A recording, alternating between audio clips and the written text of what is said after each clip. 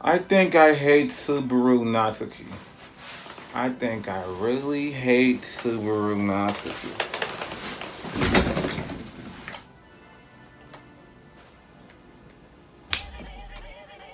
But I think that's just the point.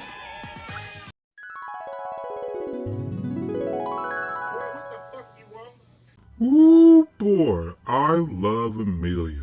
Not since Where's the Beef and Crunch Me Captain have three words so vigorously shook up the world, bruh.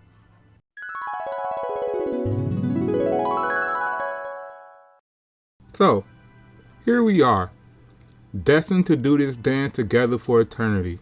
But for what reason have I called you here this time? Say, for what reason have I called you down to the principal's office? To continue the waifu wars? The eternal debate of who is better between Emilia and Rem? No, because obviously the answer is Beatrice, I suppose. So what are we really doing here? Well, if the title is of any indication, I think that I hate Subaru Natsuki. Or at least I thought that I did. And with my newfound appreciation for his character, I can say that he truly has some really good character development, maybe even some of the best that I've ever seen. So today, I'm going to talk firstly why I hated Subaru and follow up with my newfound perspective as to why this has changed. So keep watching and let's see if you're really that person.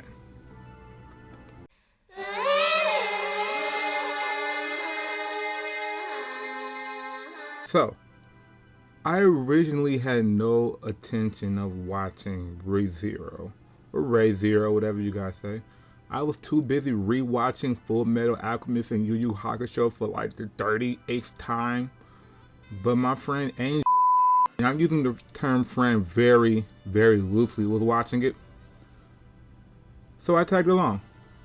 After a handful of episodes, I found Subaru to be super, super corny and occasionally creepy and weird. He's very bombastic and showy and constantly meddles in affairs much bigger than him for no real reason but this illusion of love. He creeps on this girl that he's known for a total of like 3 minutes, and he's so sure that he loves her, despite not knowing anything about this woman. Not even her name, and that's not even the worst thing that he does. He constantly, and when I say constantly, I mean constantly breaks simple promises with the girl that he loves, forever believing that what he does is always looking out for her best interest. And to put it mildly, he's kind of annoying in a very in the way kind of way. He acts like this new world that's been thrust upon him owes him something just because he's in it. And I really didn't like that about him coming in. In the hard background Emilia, he's so possessive. He's so possessive over this girl whom he does not know.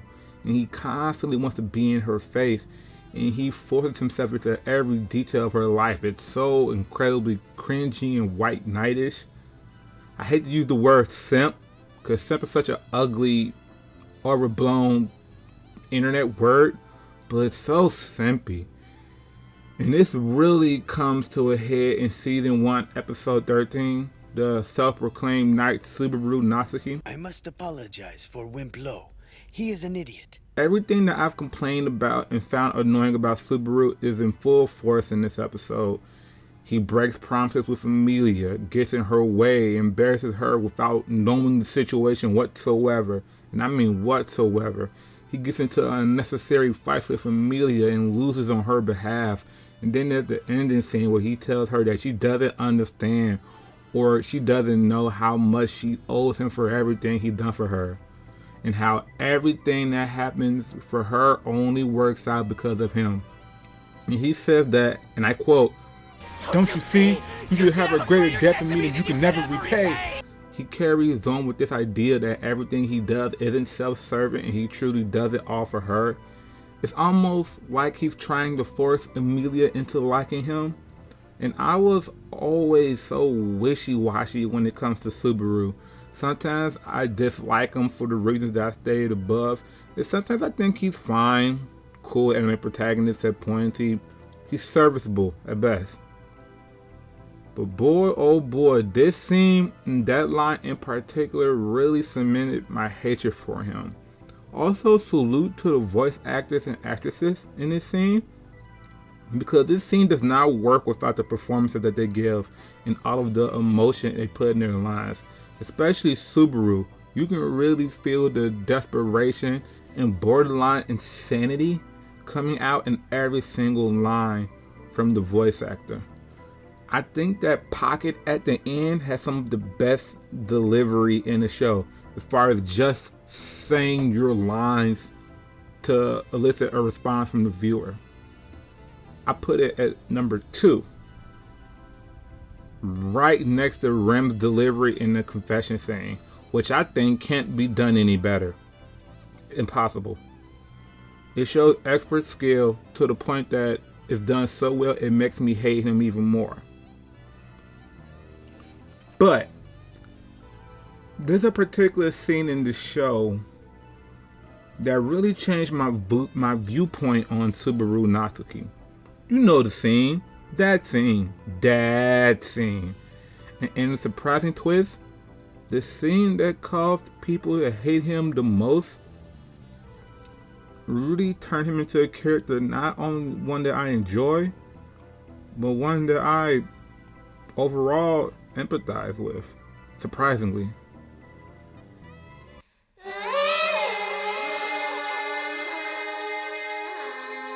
Oh boy, I love Emilia.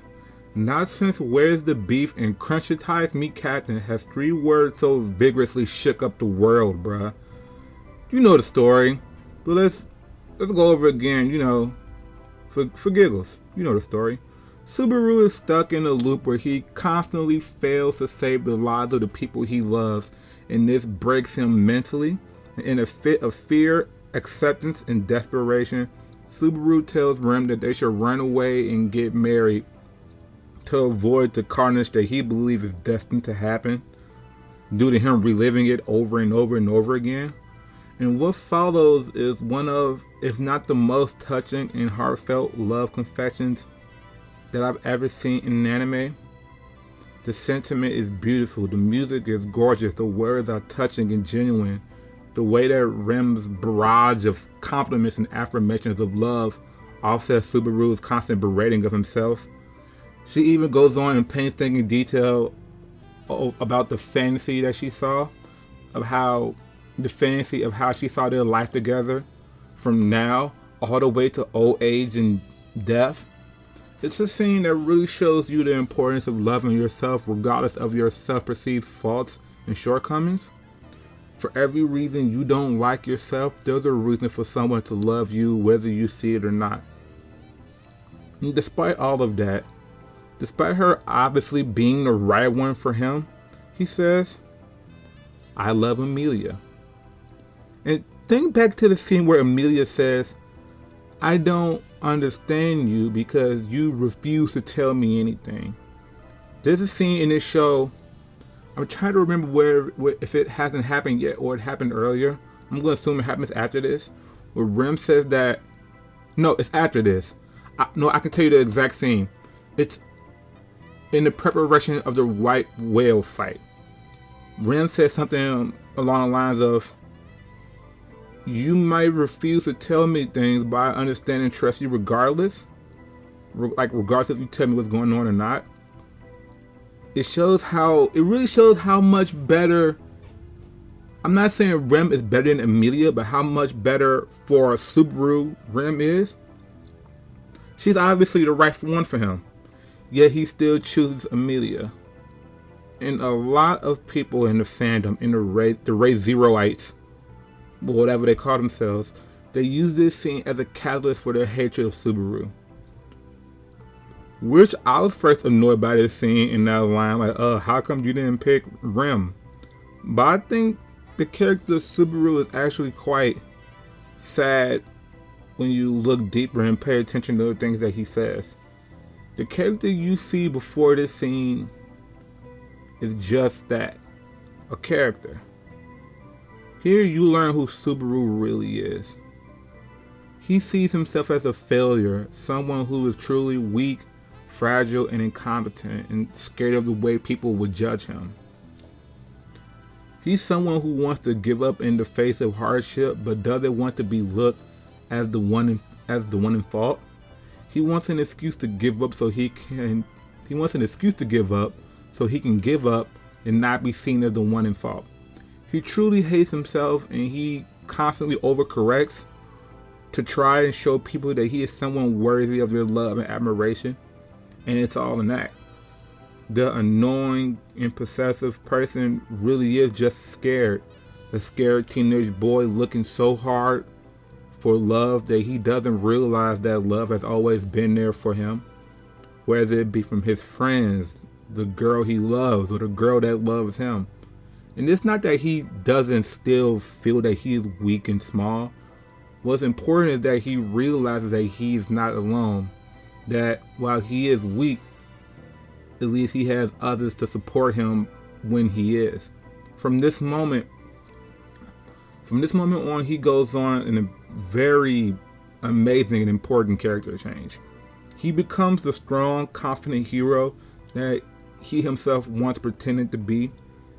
Subaru has amazing character development. Like I said, some of the best. And to think it all comes from a scene that caused everyone in the fandom to turn their back on him. And in any case, with all these little anime ditties that I like to do, I always feel like it's important to inject some of my personal life into them to give this video a sort of emotional gravitas. I feel like anime essays usually follow the three paths of Aristotle's rhetorical triangle, right? You know it. Ethos, pathos, logos. Well, I'm a pathos guy. Or pathos, however you want to say it. I like the emotional responses, so let's put a little bit of meat in the spaghetti sauce, you feel me? It's like a really, so you gotta try to get why I really like this character now.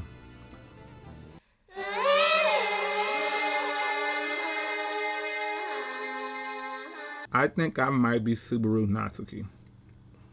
So, bear with me here, this is relatively unimportant. I don't think I'm very smart, or smart at all really. As a child, I tested well and I wrote and read decisively above my grade level. Some of my uncles and cousins used to call me, I'm being stupid. Some of my uncles and cousins used to call me professor because they thought that I was destined to make it big in academics. And I didn't. And yet I'm still given praise and admiration from my family. Sure, I graduated from high school and college, got my bachelor's and whatnot, but I still don't think that I've done anything to deserve that admiration. I was a child who had a revolving door of dreams and aspirations and things of that nature. I mean, I wanted to be a wrestler. I wanted to be a boxer. I wanted to be a musician. I wanted to be a basketball player. I wanted to be a comedian. All as a child, year by year by year by year, I had different dreams that I wanted to fulfill that I never to this day sought after because I thought it's not possible. Things like that don't happen to people like me. Or that it's too complicated for someone like me to learn how to do that. Because, like Subaru said in a way, not a quote, but like, the blow of failure is softened with excuses. If I already predetermined that the reason why I will ultimately fail is there, then I have a good enough reason not to try. And letting myself down will always be easier to me than letting down the people that I love. It's another reason why I think Subaru is a great character, because to me, he is a real person with real feelings. And not just any person. I think he's me. More so than any other protagonist of any other anime that I've watched. I see pieces of myself in him. Whether those pieces be good or bad, I, like him, acknowledge that they are. I, like him, acknowledge that they're there. I, like him, acknowledge their existence. So it's very uplifting to see someone with the same mentality that I had keep trying regardless of failure. Subaru is a character that to me hits very close to home, a lot closer than I originally thought. And I mean, I understand that feeling in the back of your mind, that confusion over why people believe in you, even if you don't believe in yourself. And the reason why they believe in you is simple. It's because they love you, I suppose.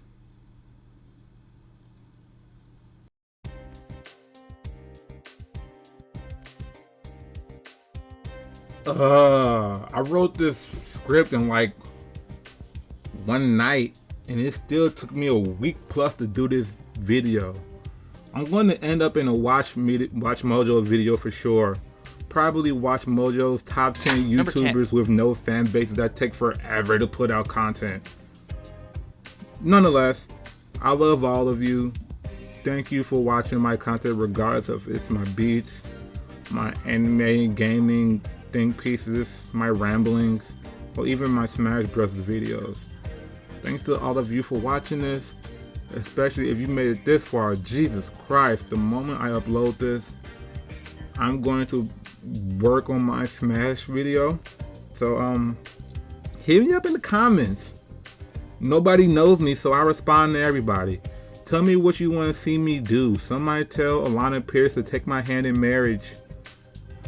She can be Mrs. Does Geek, or I'll take her name. Doesn't matter. Thanks for watching. Goodbye. What's that thing Adam says? Synecdoche. That's the word, right?